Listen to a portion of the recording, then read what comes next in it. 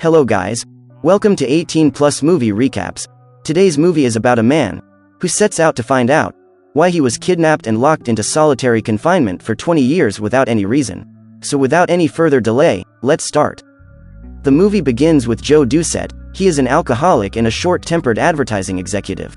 Joe's boss tells him that the clients he's about to see today are extremely important for the business, and he must not lose them at any cost. After his employer leaves, Joe gets a call from his ex-wife Donna. She angrily bursts at him on call and asks him why he hasn't shown up for their daughter's birthday. But he feels no remorse about it, nor does he feel any sort of obligation to see either his wife or daughter at all. He tells her that the 3-year-old wouldn't care about this, and he prioritizes attending a business meeting.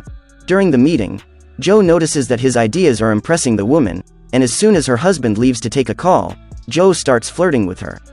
But he ends up getting rejected by the woman, and gets found out by the client.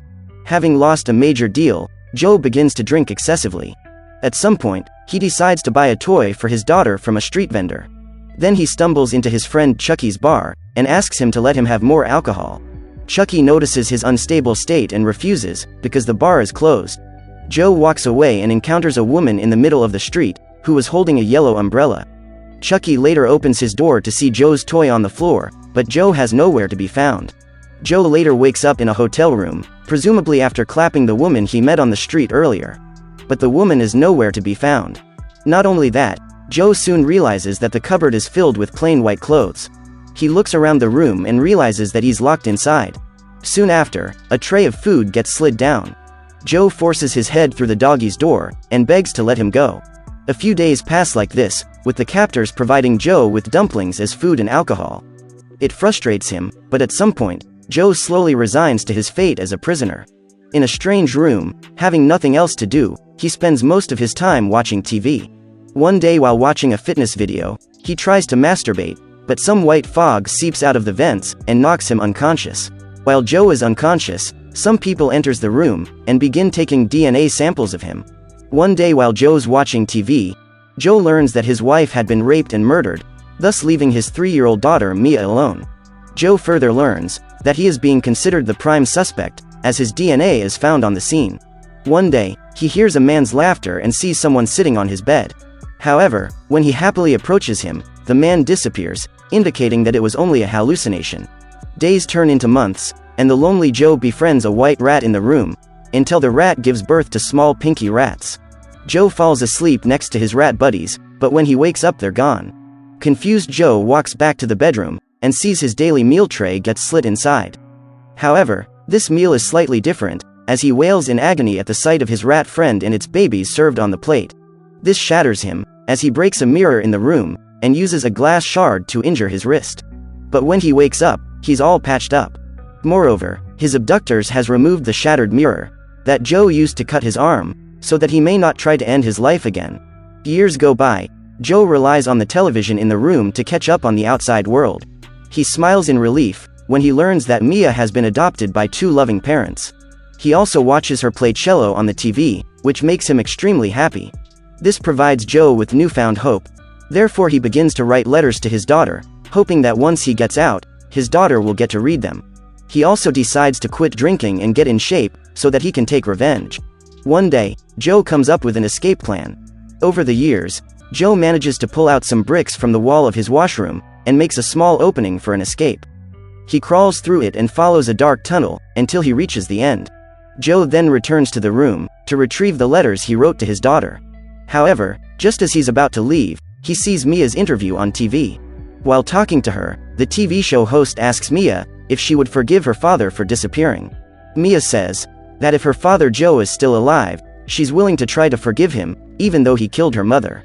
Just then, gas is released into Joe's room. He tries to escape, but fails. Later, Joe wakes up in a trunk, placed out in an open field. He has his letters with him, along with some cash and a smartphone that shows a countdown.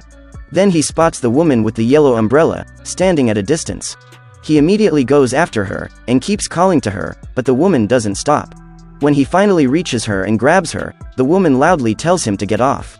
So he gets interrupted by a group of football players, who thinks he is harassing the woman. But he easily beats them. Joe again starts following the lady, and finds a man holding the umbrella. He roughly asks him about the woman. Since Joe's action caused a scene, this prompts a nurse named Marie to walk up to him and softly ask him if he's okay. She hands him her card. Joe takes it and leaves. Joe then goes to meet his old friend Chucky. After 20 years of disappearance, he tells Chucky everything.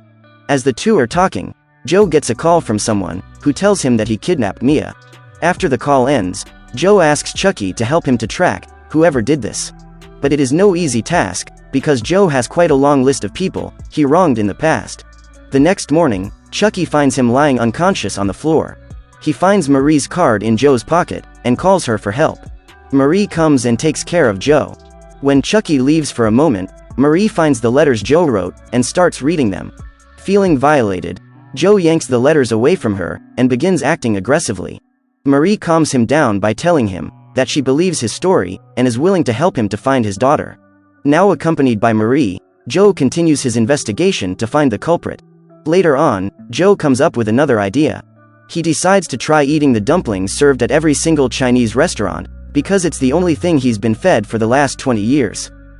At some point during the search, Marie excuses herself because she has to go to work. Joe then resumes his search alone and manages to track down the restaurant. Joe starts observing the customers, and when he sees someone checking out with a lot of food, he follows him.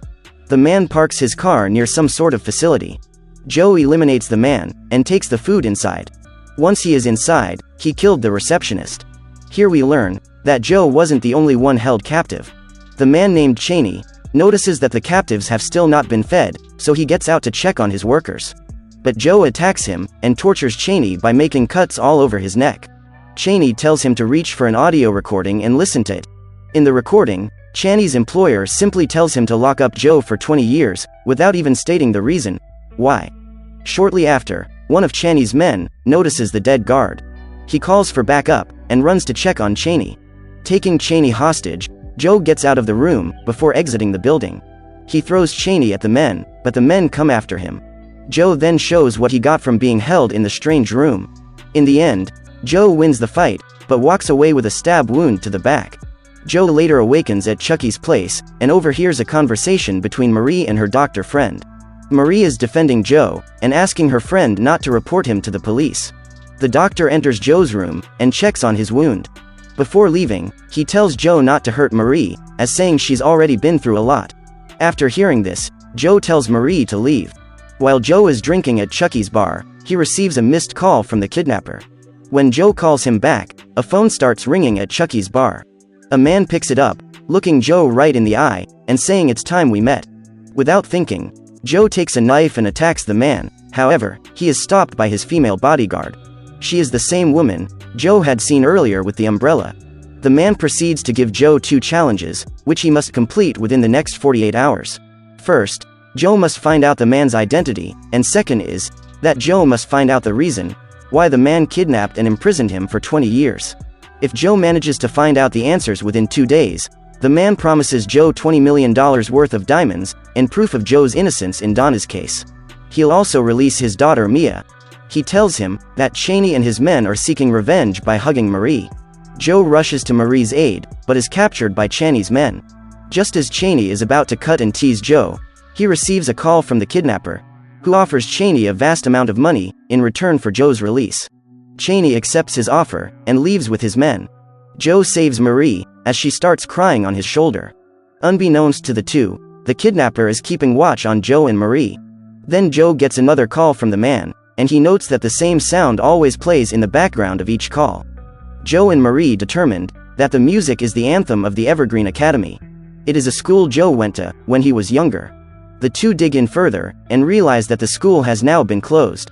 Luckily, they manage to find Joe's old headmistress, so the two decide to pay her a visit. Marie engages the headmistress in a conversation, while Joe sneaks in through the back door to look for some information. He finds a yearbook and recognizes one of his classmates, Adrian Doyle. After the visit, the two decide to take some rest and clean themselves up. Joe relays their classmate's name to Chucky and asks him if he remembers anything about him. Chucky seems not to remember him and apologizes to Joe. After taking a bath, Marie comes to change Joe's bandage. The tension between them is through the roof by now, so they start kissing each other, and Joe clapped Marie, unaware that the kidnapper is watching through hidden cameras. While doing some research, Chucky learns that the kidnapper is indeed Adrian. Something clicks in Chucky's head about Adrian's sister, so he leaves Joe a message. However, Adrian intercepts and deletes the messages. Enraged by the way Chucky mentioned his sister, Adrian goes to Chucky's house and kills him. At night, Joe and Marie, who are still unaware of what is going on, sneak into the school and decide to study old school records. After digging through the records, Joe finds the record of Adrian's sister Amanda. He then recalls that he used to bully her and realizes that the man who imprisoned him was none other than Amanda's brother. One day, he saw her in the school greenhouse, being romantic with a much older man, and automatically assumed it was a teacher. Back to the present, Joe and Marie do some more research and find out that Adrian's family moved after that incident. Later, the father eliminated his wife, his daughter Amanda, and then ended his life, leaving behind a severely wounded Adrian. They both return to the motel, and Joe prepares to go to Adrian. Later on, he comes face to face with Adrian, and this time he manages to kill Adrian's trusty bodyguard. Adrian tells Joe that he will give Mia to him along with everything he promised, but he needs the answers to his questions. First, Joe tells him that he's found out that he's Adrian Doyle Price, and he imprisoned Joe because he blamed him for what happened to his family. Joe explains that he didn't know that the man Amanda was with that day was their father. Adrian reveals that his father had romantic relationships with both him and his sister. One day, covered in shame, the father simply snapped and decided to kill every single person in the family. Adrian only managed to survive because the bullet missed his heart. Because Joe managed to figure it all out, Adrian presented him with the $20 million worth of diamonds and proceeds to lead Joe to another room to see his daughter. Adrian mentions that Joe never asked the most important question: why was he released? Adrian takes Joe to a room where he sees the sets of the TV shows that Joe used to watch in captivity. It's revealed that everything Joe was shown on TV about Mia is actually a paid actress and a musician. Joe is enraged by this and begins to question where the real Mia is. Adrian says that to get to Mia, Joe needs to answer the last question, that why he was released. With this, Adrian plays a slideshow, showing Joe pictures of his daughter from childhood to the present day. He explains that he changed her name, found her the right parents, and gave her the perfect environment to grow into a beautiful woman. Adrian managed to make them spend time together, and finally make love to each other, so Joe would finally understand the pain that Adrian's family and especially his sister went through. Joe is now beyond disgusted and disappointed in himself. After having his perfect revenge, Adrian ends his life. The movie ends with Joe leaving a goodbye note to Marie, along with the diamonds. In the note, he tells her that he cannot see her anymore, and that he's done something unforgivable, that he needs to punish himself for it. Joe then uses some of the diamonds to pay Cheney, so he can imprison him for the rest of his life. And that's it. Thank you for watching. And don't forget to like, subscribe and press the bell icon, so you don't miss the updates.